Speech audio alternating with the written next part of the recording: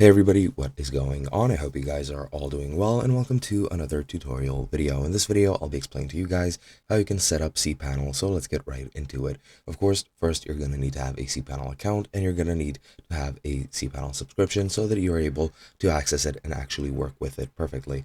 Now, of course, you can install cPanel and WHM on your server with just one command, and I'm going to be using this cPanel documentation to explain this to you guys.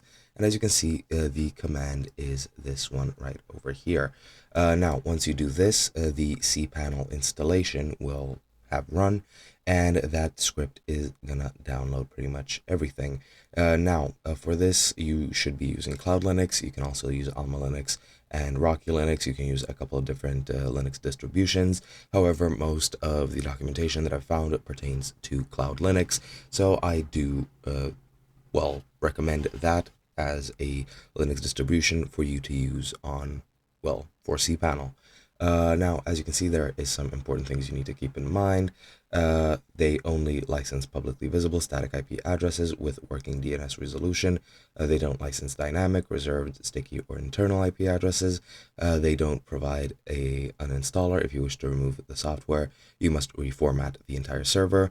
You can only install cPanel and WHM on a freshly installed operating system, and you must log into the server as the root user in order to install it. If you don't have root level access, you need to contact your sysadmin or hosting provider for assistance. Then they also recommend you use the installer, which installs everything you need. And if you install services before or while you install this, you will encounter compatibility issues.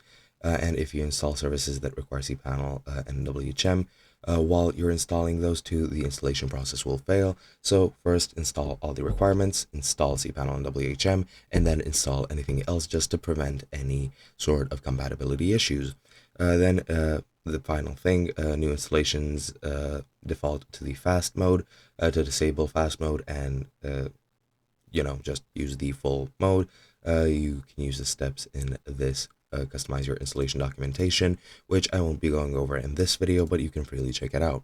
And that is pretty much it. Hope you guys enjoyed, and I'll be seeing you guys in another video.